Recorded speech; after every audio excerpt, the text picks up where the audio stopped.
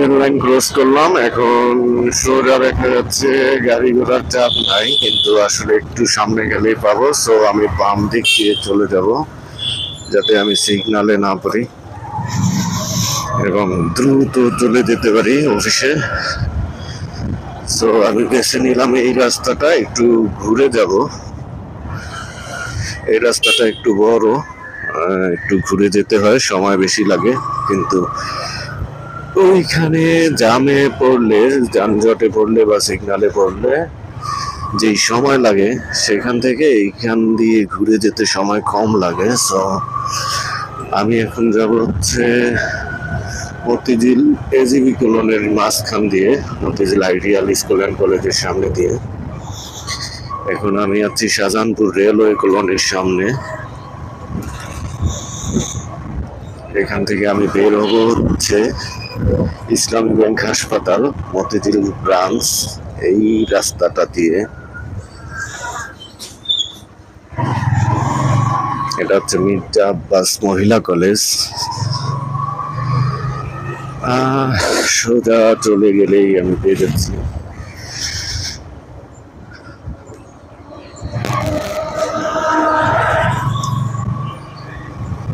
রিক্সার রাস্তাটা বরাবরই আমার কাছে খুব রিস্কি লাগে।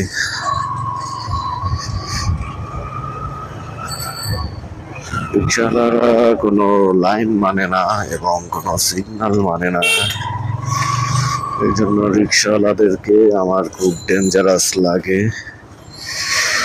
এই সমস্ত রাস্তাতে। আমি চলে এসেছি মতিঝিল সরকারি বালক উচ্চ বিদ্যালয়ের সামনে। এখন বামে টার্ন করছি, বামে টার্ন করে সোজা গেলেই আমি দেখতে পাবো হচ্ছে সোজা Kamalapur railway station.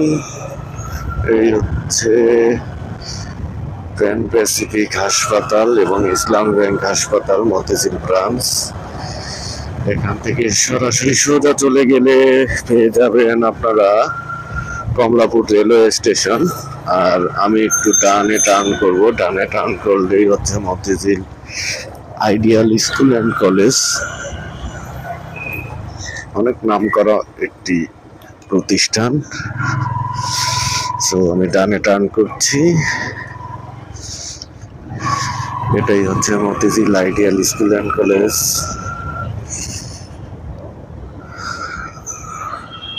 Speed breaker আছে অনেকগুলো, যেহেতু এত ভাইটাল একটা শিক্ষা প্রতিষ্ঠান,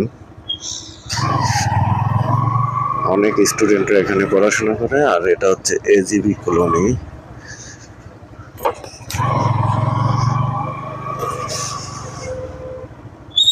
স্পিড ব্রেকার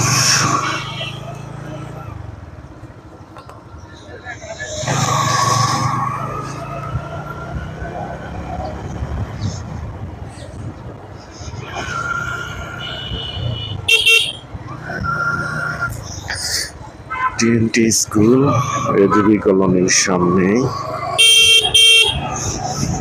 আমি এখান থেকে সোজা চলে যাব, সোজা গিয়ে ডানে টার্ন করবো, তাহলে আমি পাবো হচ্ছে ফকিরাপুর।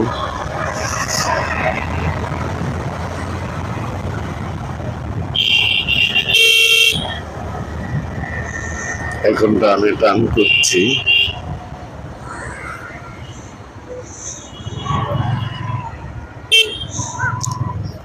রাস্তায় যে কোনো সময় টার্ন করতে হলে ডানে বামে একটু তাকিয়ে নিতে হয়। লুকিং গ্লাসে পুরোটা ভিউ আসে না সব সময়।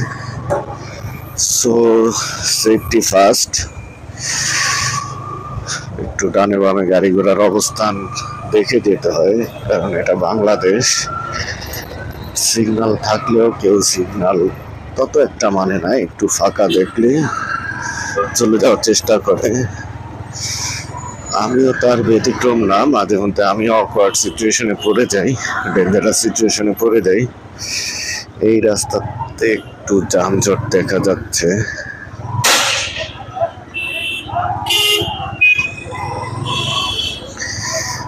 যাই হোক, আস্তে আস্তে চলতে তো পারতেছি।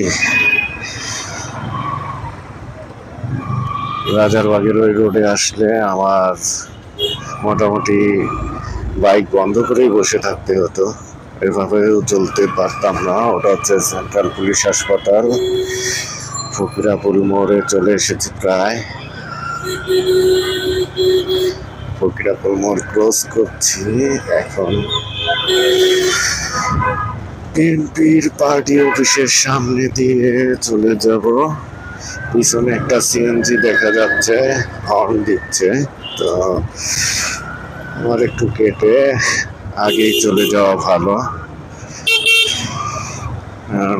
এরা সিএনজি ওয়ালারা মূলত যারা রিক্সাওয়ালা থাকে তারা এই সিএনজি গুলা চালায় একটু ডিজিটাল মানে উন্নত হওয়ার পরে। তাদের মতো তাদের সেন্সও রিক্সাওয়ালাদের মতোই থাকে, তারাও ডান চিন্তা করে না। এই যে দেখে কতটা রাস্তা ফাঁকা হতেছে, সে মাঝখান দিয়ে যাবে।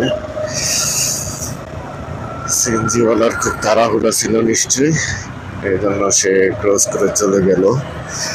যাই হোক, আমারও তাড়াহুড়া আছে, তবে এতটা তাড়াহুড়া নাই। আমি চেষ্টা করি যত সম্ভব মোটর সাইকেল চালানোর সময় খুব সাবধানতার সাথে এবং স্লোলি যাওয়ার চেষ্টা করি, যাতে আমার কারণে অন্য কেউ বিপদগ্রস্ত না হয়, প্লাস আমি নিজেও যেন বিপদে খুব একটা কম পড়ি। এই জন্য আমি চেষ্টা করি খুব সাবধানতার সাথে আস্তে আস্তে যেতে। মাঝে মাঝে আমি অটো রিক্সাওয়ালাদেরকেও সাইড দিয়ে দিই যে ওরা তাড়াহুড়া থাকলে চলে যান।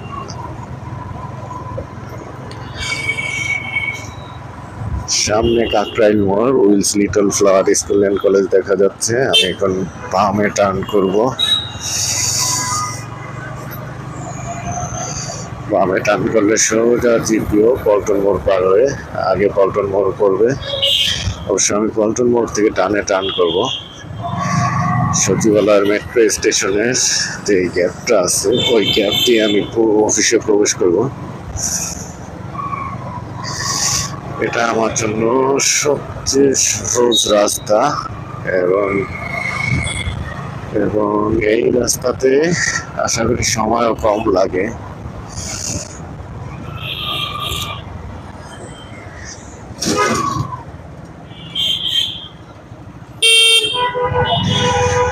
কাহিনী বুঝলাম না।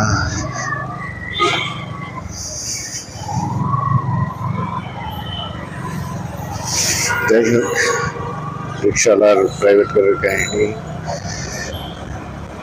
বলতেছিলাম। এখন সোজা চলে যাব পল্টন মোড়ের কাছাকাছি চলে এসেছি। সোজা গেলেই আর একটু গেলেই পল্টন মোড়। পল্টন মোড় থেকে আমার ডানে টার্ন করতে হবে।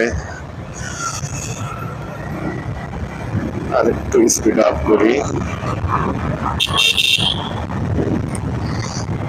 আমি চলে আসলাম পল্টন মোড়ে। কপাল ভালো, গাড়িগুলো অতি দ্রুত পার হইতে পারলো না, সো আমিও চলে আসতে পারলাম।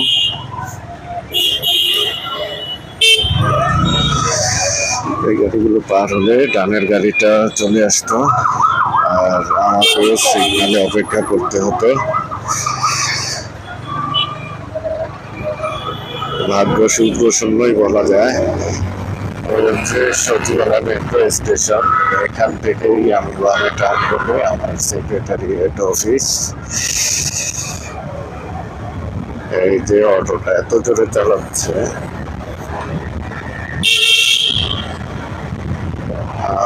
চলে আসছি। এখন বামে টার্ন করবো।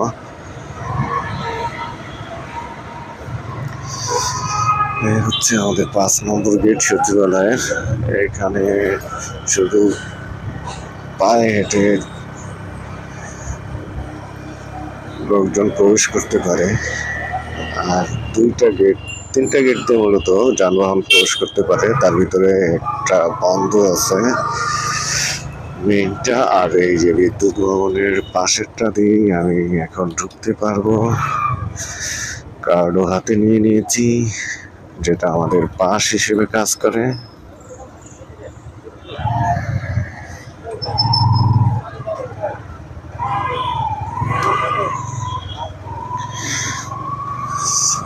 আমি প্রবেশ করলাম আমাদের সচিবালয়ের বিদ্যুৎ ভবন বা জনপ্রশাসন মন্ত্রণালয়ের গেট দিয়ে। এটা হচ্ছে ভবন 1, জনপ্রশাসন মন্ত্রণালয়ের ভবন।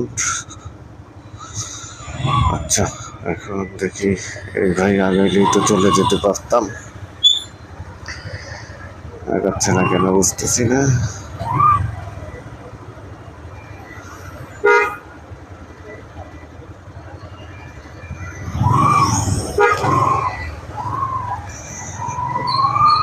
ভেরি গুড,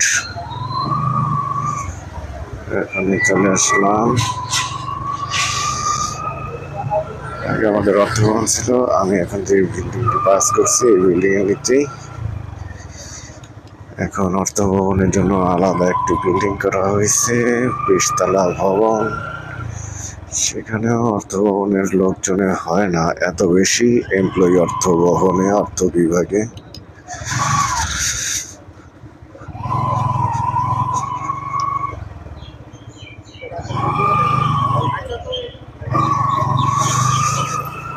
চলে যাই ভবন 11, অর্থ ভবন।